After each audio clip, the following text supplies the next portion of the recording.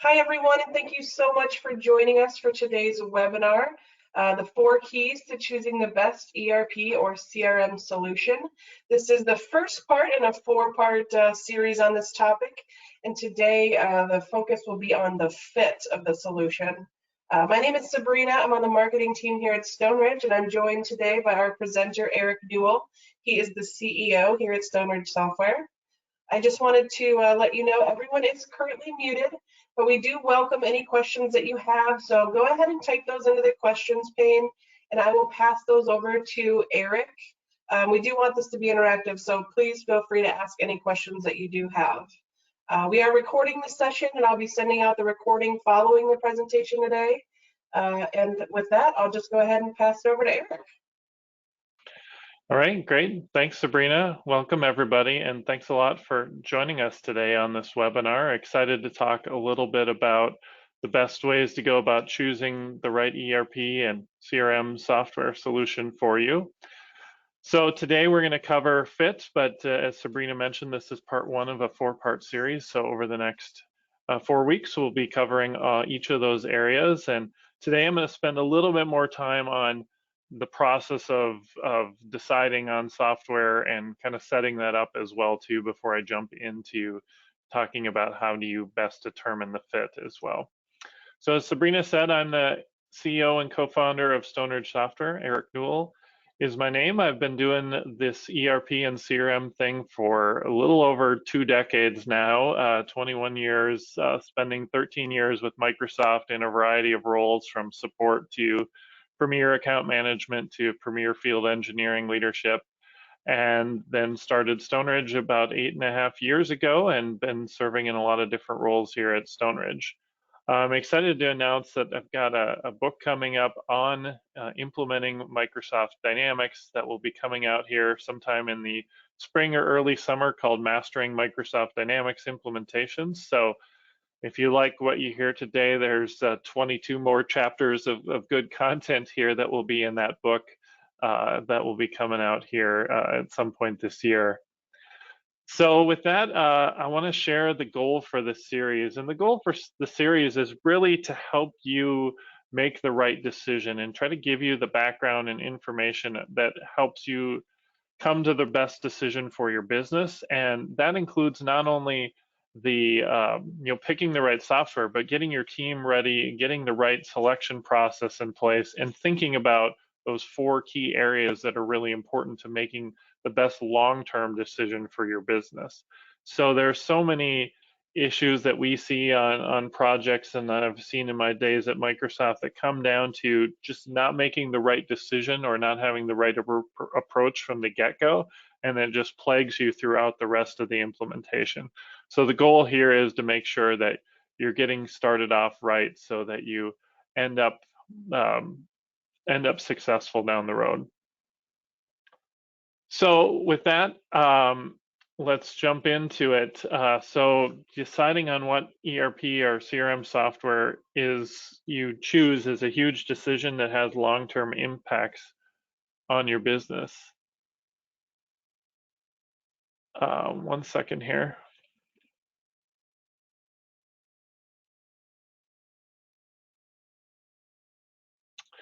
All right, I don't know if I was sharing my video properly there, so just wanted to take a second to make sure that that was working correctly.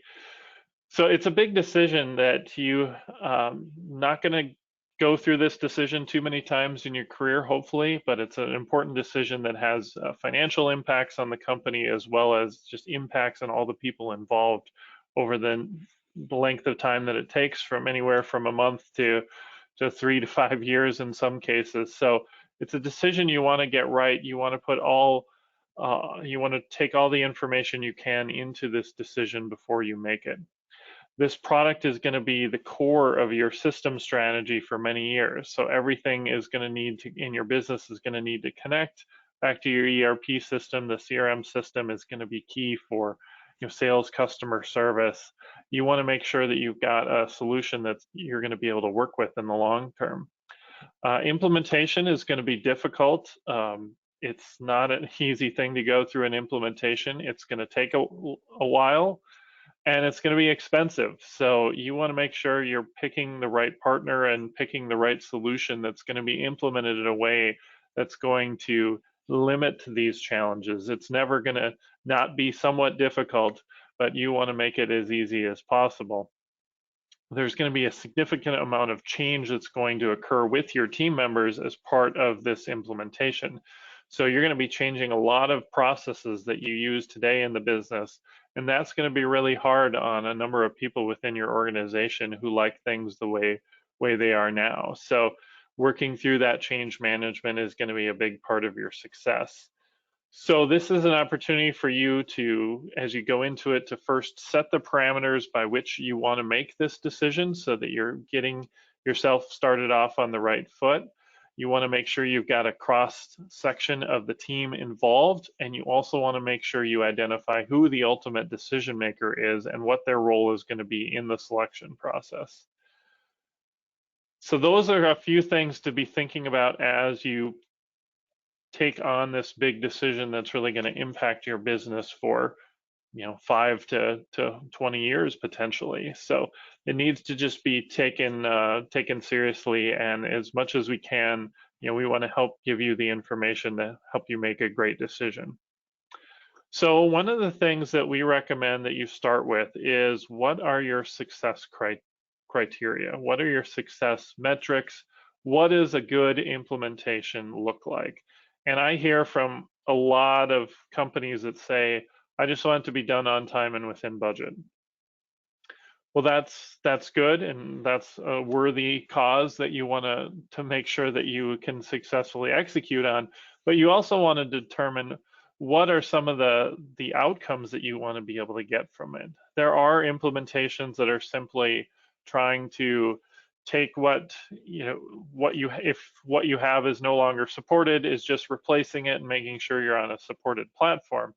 But if you do that, you're also potentially missing out on an opportunity to take advantage of new functionality that might be there for you. So when you think about what you really want to achieve with your project, you want to try to keep these success criteria in mind as you go through it, because it's also going to make decisions or help you make decisions as you go through the project. So first, those success metrics that you want to come up with, they should be measurable. It should be time, dollar, quantity. I want to get efficiency in the warehouse. I want to save time in entering new opportunities. I want to be able to actually save money on my inventory by being able to have better visibility into it, so I don't have to carry as much inventory. So those types of things are a good thing that you want to think about. You also want to make sure that they're aligned with your overall organizational goals.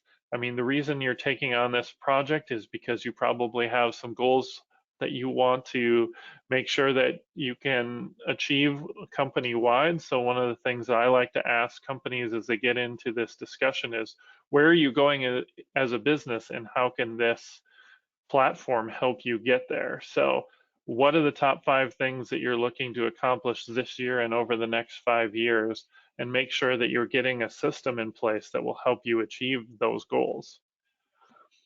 And you want to make sure that whatever goals you set are achievable as well too. I'm a big fan of trying not to bite off too much with the original implementation. So taking a look at how can you get an implementation done successfully that gets you value, but also gets you set up for long-term success, so that you can achieve that goal or achieve that milestone and continue to build from there.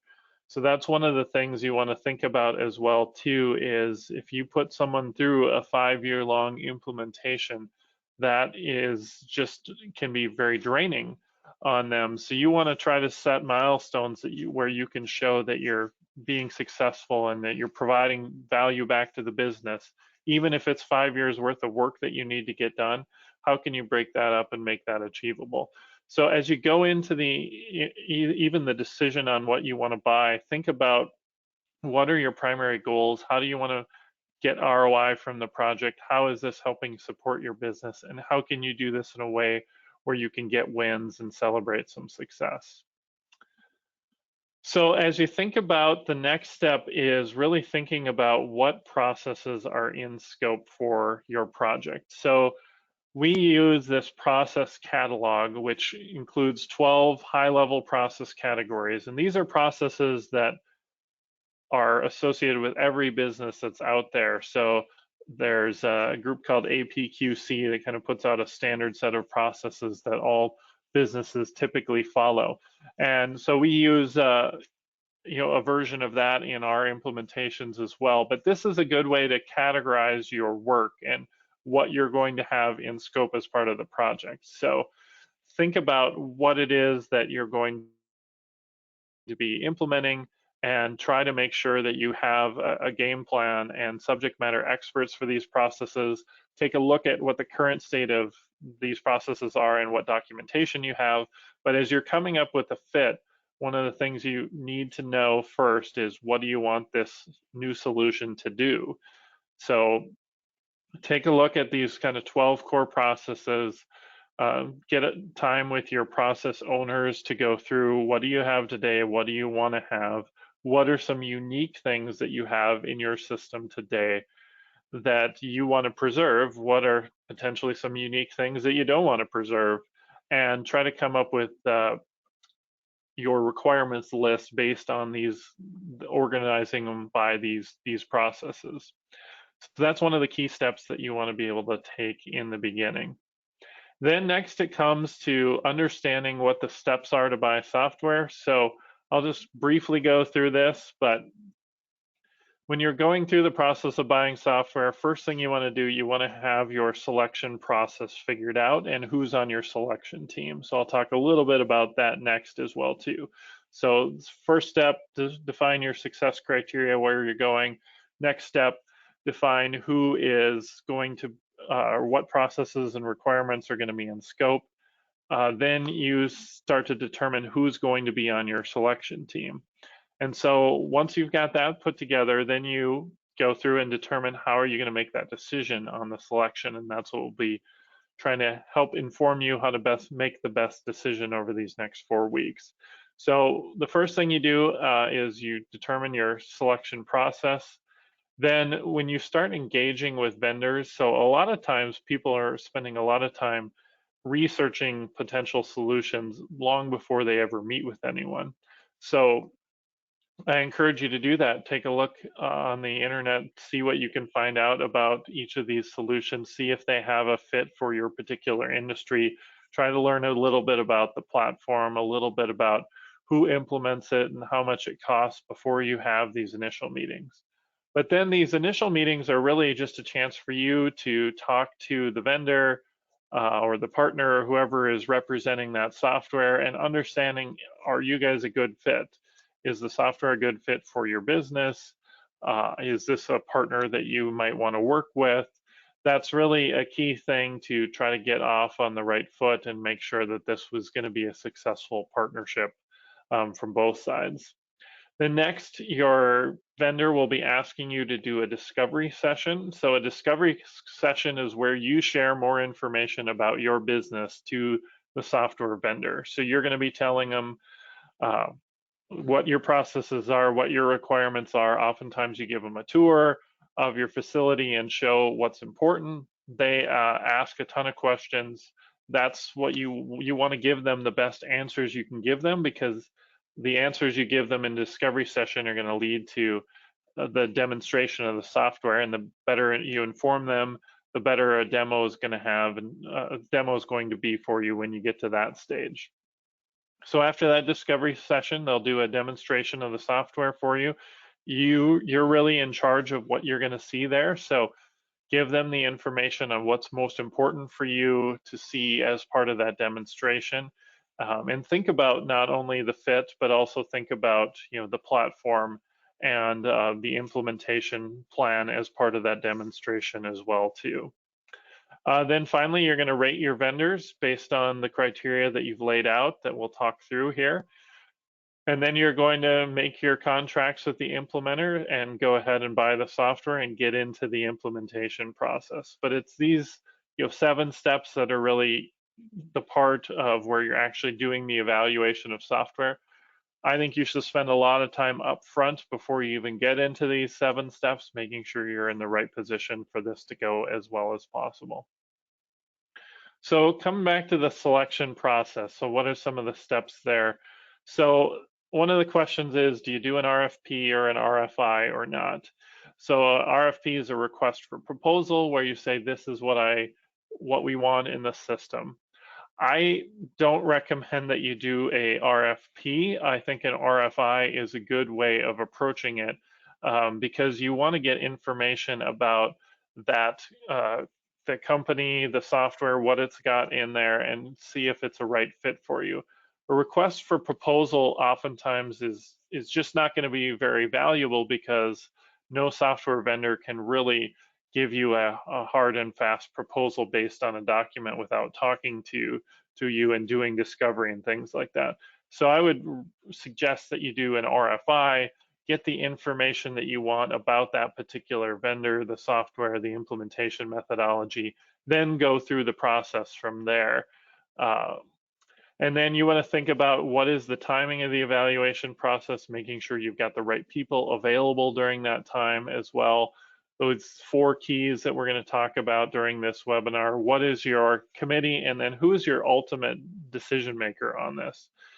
And one of the things I've seen in the past is the CEO is the ultimate decision maker on the software selection, but she's not involved in any of the meetings with the vendors at all.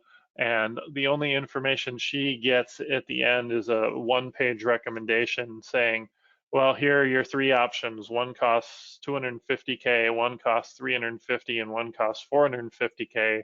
And we, as the selection committee, want to go with the one that's $450K. Well, what do you think is going to happen? The CEO is going to go, well, why don't we just do the one that's $250K and save $200K? So if your decision maker is going to be your CEO or whoever it is, they need to be involved in the process so that they get a chance to see what's going on. They get a chance to understand why it's important to think about more things than just cost.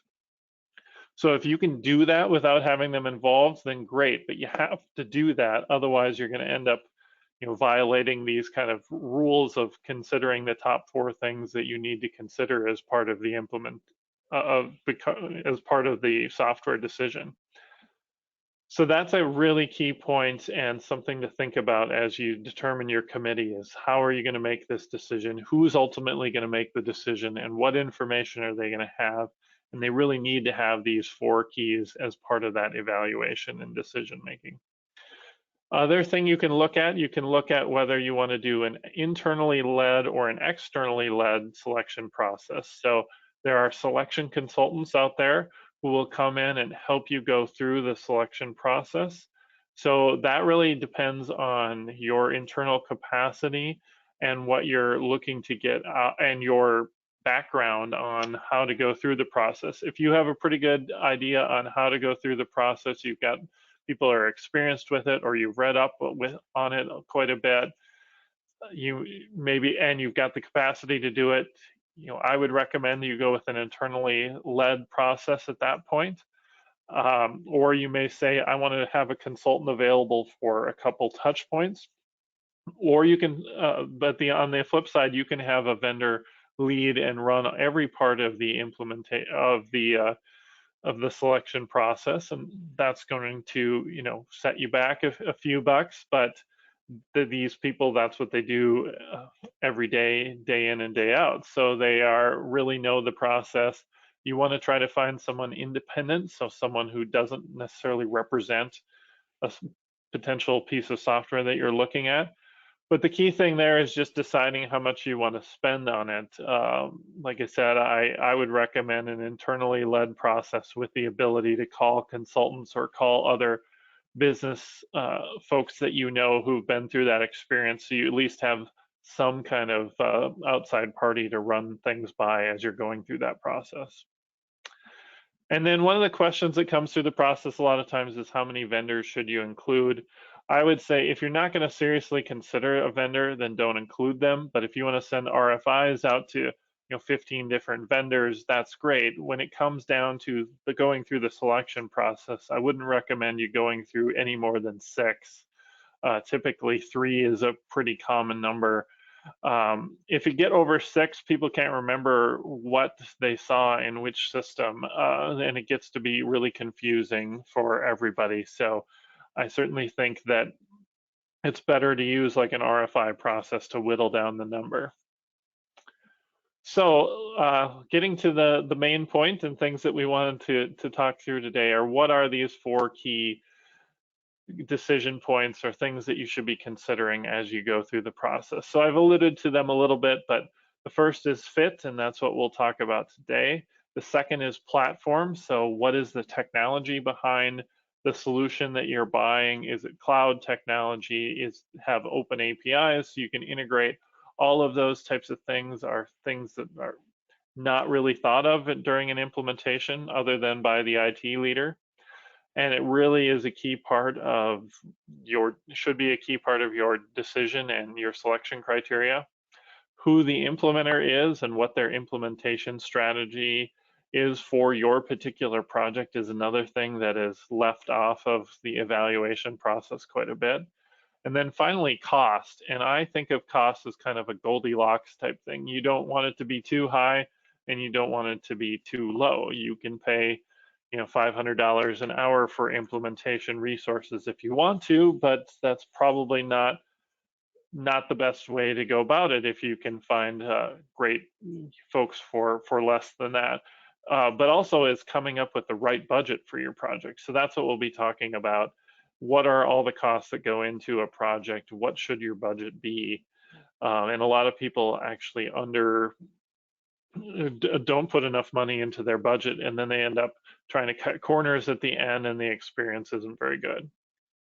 So let's talk a little bit about fit. So what do I mean by fit? So fit definition is how closely does the solution match your system needs?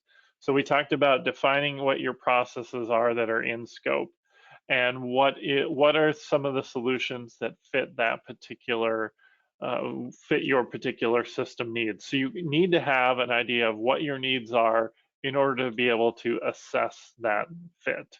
So that's the second step. You need to document your system needs. So in each of those 12 process categories, what are the key processes that go inside of there? What are the unique things that we do that we want to keep doing? What are the different systems that we connect with, and how important is it for us to be able to continue to connect with those systems? Should we look at replacing the systems with the new ERP or CRM system, or do we need to continue to connect with them? And how are we going to do that? You're going to have, in almost every implementation, you're going to have some integrations that are going to be important, and you need to make sure that you've got that covered. And then you're going to want to try to determine this degree of fit. And what I mean by degree of fit is basically, here's the list of things you need, and here's a checkbox by each of one of them that your solution meets. And you want that to be 80% or higher generally. In the old days, or maybe even 10 years ago, a lot of times people said 60 or 70% or higher, but there's just more and more functionality built into the software now that I think you can target an 80% or better fit for your solution is what you should be going for. So that's what I mean by fit, and how you'd go about documenting it and trying to find the solution. So you want to think about as you're thinking about what vendors to include, you should think about, in your request for information, what industry am I in today, and what are some of the common solutions for those industries? So this is just kind of a very rough guide, but if you're in the manufacturing or distribution business, actually most ERPs work well for you because they've been designed, enterprise resource planning or manufacturing resource planning or materials resource planning. Those words came from manufacturers and distributors. So you probably won't find too many ERPs that don't fit manufacturing and distribution at a high level. The question is, do they meet your particular needs? So of course, Dynamics, Infor, Epicor, IFS, Oracle, and SAP, if you're at the level of wanting to implement those. But there are quite a few different ERP systems that fit in manufacturing or distribution. something like a Workday, which is a new solution that's really good at HR and finance, doesn't really have that capability, so you wouldn't necessarily want to include them in a search if you were a manufacturer or distributor. If you're in the professional services space, like architects, engineering, construction, there are some point solutions built for those areas like Deltek and Viewpoint. Or you can again consider Dynamics, NetSuite, Oracle, SAP, who have a broad range of solutions and can work well in that area as well too. Agriculture is pretty different. There are a few different solutions out there. Agris and Agvents are the most common ones. We've been building, as part of our leverage team, a solution that fits on top of Microsoft Dynamics. So now Microsoft Dynamics is a viable option for agriculture as well. Healthcare is kind of a different world because you've got patients instead of customers. And if you're a dental office and you want to buy, Microsoft Dynamics for your dental office, probably not going to be a great fit. It's not going to have the things that you particularly need. So there are some very point solutions like Dentrix or Dentamax that are built specifically for dental offices, and in those cases, you might be sacrificing some of the platform capability because it's a better fit for your business. And then nonprofits as well, you've got Tyler Technologies products, you've got Microsoft Dynamics GP is a really good fit for nonprofits. So as you think about what solution or what industry you're in, try to find those popular ERP solutions that really fit those particular industries, and that will get you a long way down the road to finding the right solution. But I do want to take a minute here, and Sabrina, if you want to pull up our poll question, I'd love to get your feedback on what, how you made the decision for what ERP or CRM system you're on today, if that was driven by your industry. So if you could take a minute to fill that out, that would be great.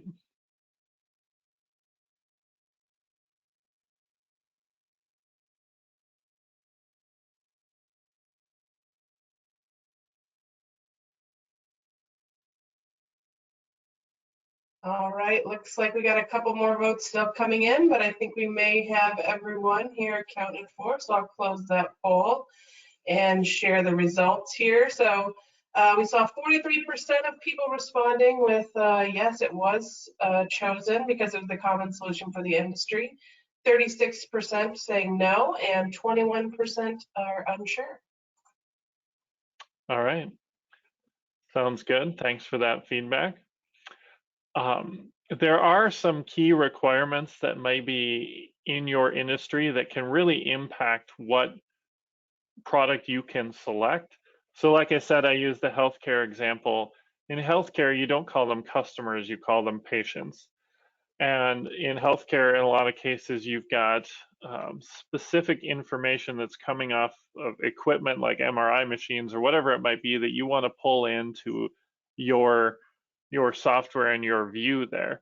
So you can certainly take a common or solution that's kind of built for any other system like a Dynamics and adapt it to healthcare, but it's going to need some additional accelerators or ISV or independent software vendor type solutions to really make it become a fit for that particular market.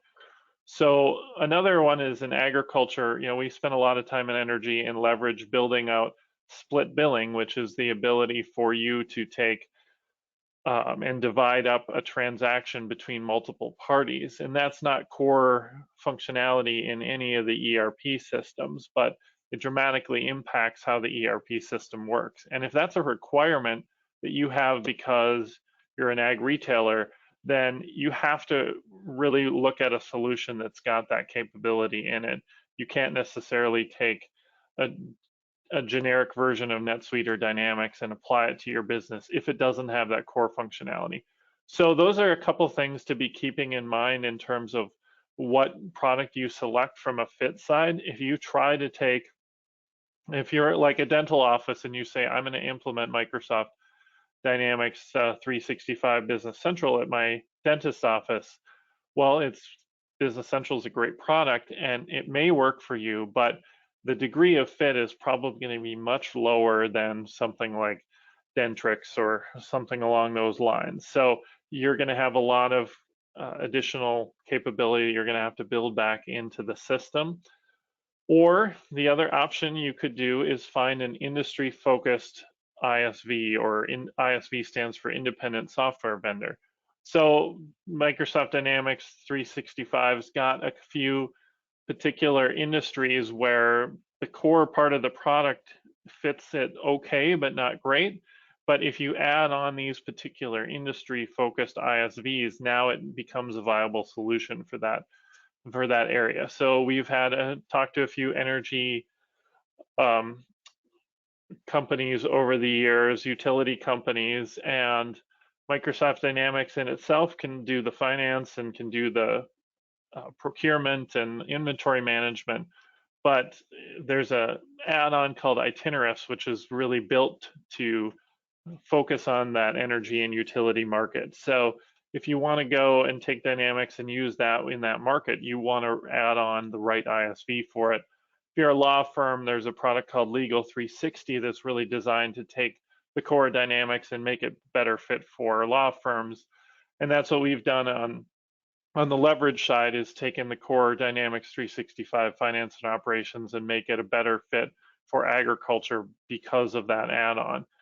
So that's one thing to be thinking about too. If you want to focus on a great extensible platform, you may have to look at adding an ISV that helps you bridge the gap into making it a really good fit for your particular industry.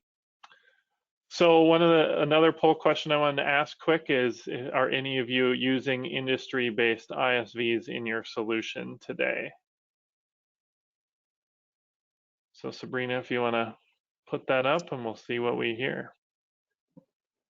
Yeah, we have the poll question up, so feel free to respond to that. And just a reminder, if you have any other questions, go ahead and type those in the questions pane, and Eric is happy to answer those at any time.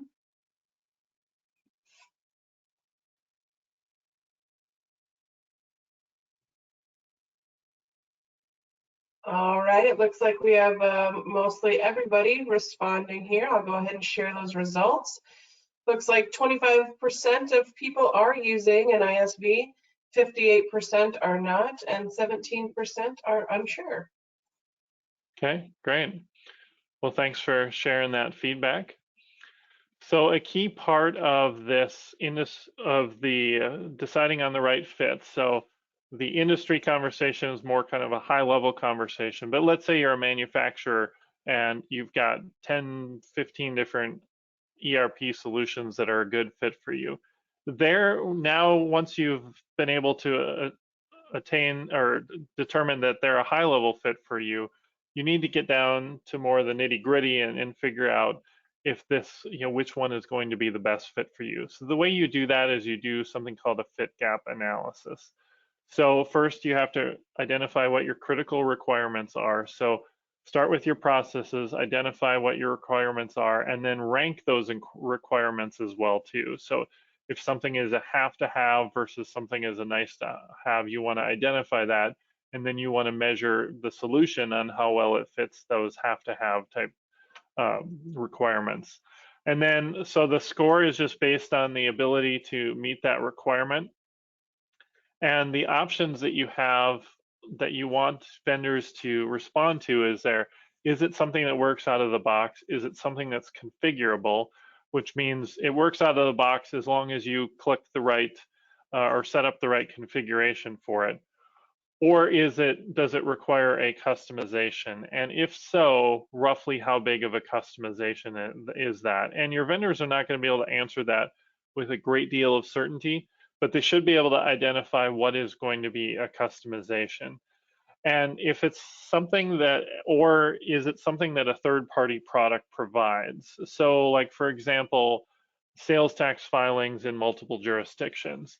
So Dynamics has sales tax functionality, but it doesn't have a sales tax engine that will file it for you in all your various different jurisdictions and will automatically keep up with whatever tax changes come at you. So if you do business in 42 different states and 212 different jurisdictions, you're probably going to want a sales tax solution like an Avalara or a Wolters Kluwer on top of your solution to fill that in. So those are kind of the 4 options they can fill in. If it's out of the box, if it's configurable, those are considered a fit. If it's a customization or third-party product, those would be considered a gap. And so that's how you would measure that degree of fit, is based on what percentage of them fill in those top 2 versus which ones fill in the bottom 2 boxes. So that's how you go about, so get a spreadsheet out, kind of put each of your requirements in there, rank them priority-wise, and then ask your vendors to fill that out. You want to do that during an RFI, but then as you go through the discovery and demo process, you want to try to update that information to make sure that it's accurate. Some vendors will say everything's a fit when it's not necessarily always a fit. So you want to make sure that they're being accurate and honest. And so you want to look at it during the demo and make sure that you're making your updates to see what the real fit is. And then you want to start to calculate what are the costs of those customizations at a very high level. What are the third parties or ISVs that you're going to have to add on? What is going to be the cost of those as well too? All of that comes together and determines your degree of fit. So you should absolutely consider fit as one of the key 4 pieces to make the right decision on your software. If you don't consider fit, you're just going to end up a solution that doesn't meet your needs very well. Like if you try to implement Workday for manufacturing and you have to customize the whole thing and there's not much functionality there, it's not going to be a good experience. If you try to put Dynamics 365 into a small dental office, probably not going to be a great fit as well. It's going to take a lot of extra time, the project's going to be more expensive, and then you're going to have a lot more customizations you're going to have to maintain in the long haul as well too. But my bigger concern about fit is, because everybody considers fit, I would say I've rarely ever seen anyone not consider fit and not consider fit the most important part of the selection. The bigger problem is when they only consider fit. So when you only consider fit, you forget about cost, implementer, and platform, and you end up making a decision that might look good to the people in your particular line of business who are doing that every day, but it's going to end up being an IT maintenance issue. It's going to have integration problems. It's not going to be implemented very well, and you might be spending more money than you should be spending. So really, fit is almost, to me, an assumption that people are going to analyze fit, but it's really those 3 other things that I want to make sure that you're taking into consideration, because that's where you can get yourself into trouble for the long haul. So with that, next time we're going to talk about platform and why platform is important to your overall decision on what software you buy. So we're going to be doing that next Wednesday, February 3rd from 12 to, it should be 12:45 Central Time. So you can register again on our Stone Ridge Software site, and love to talk to you again next week about that. But love to take any questions that you have. Sabrina, do we have any questions thus far? Yeah, we've had one question come in so far, Eric. There was a question related to ISVs. Is there an ISV for the transportation industry? That's a good question. I do not know that answer off the top of my head. So appsource.microsoft.com, you could search for something in the transportation industry to see if you can find something out there. There's field service, so Dynamics 365 for field service would probably be the closest fit to what your needs would be on the transportation side. There's actually a small company in my hometown of Barnesville, Minnesota that's a trucking company, and I spent some time with them, but it was years ago, talking about what they need. And I would say field service is probably going to be the closest solution, and with what all Microsoft's built into field service now, I think they can meet a lot of what they might be looking for there. But that's where I would start, would be looking at AppSource and then looking at the field service functionality and seeing how close that is, or maybe there's an add-on on top of field service specifically for transportation. But good question. All right, we haven't had, oh, here's one more that just came in. How do you assess the cost for needed change management to processes? How do you assess the cost for change management? So that is a question I probably can't give a concise answer to. So change management, there's about 9 pieces that should go into your change management strategy. You know, it starts with getting your leadership team on the same page, and part of that is making the right selection that everyone agrees with and is willing to support. Then the next step is like an assessment of your team and how ready are they for change and for the process change that's going to happen. So that second step is probably where I would focus, and you could do some of that before you even jump into the project. But during that assessment, what you want to know is, like, what are their computer skills today? We worked with a company before where they had a lot of workers on the manufacturing floor that just don't use computers. So if you're taking somebody who doesn't use computers and asking them to do now 10 steps in software, you need to make sure that you set aside enough budget and enough time to make sure that they're going to just get the basics right before they have to learn that particular software. So I would say the best way to try to calculate that would be to do an assessment of your team. Also, the other part of it would be just trying to identify what processes you want to change.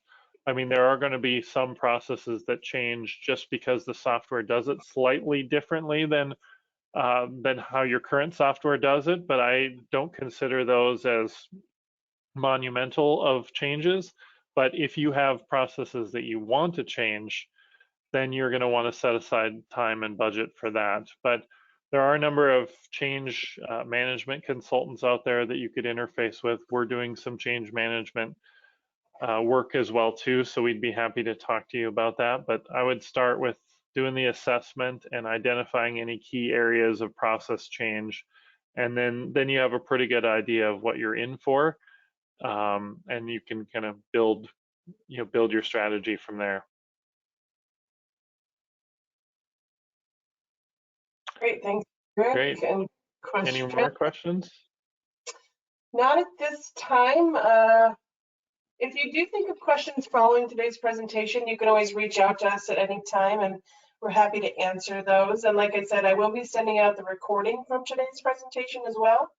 And that will also include a link to register for the next webinar in the series. Yeah, and if you have any questions, you want to submit them in the meantime, I can always lead off with those next time, or catch them next time as well as part of the session. So happy to do that if anything comes up in the meantime.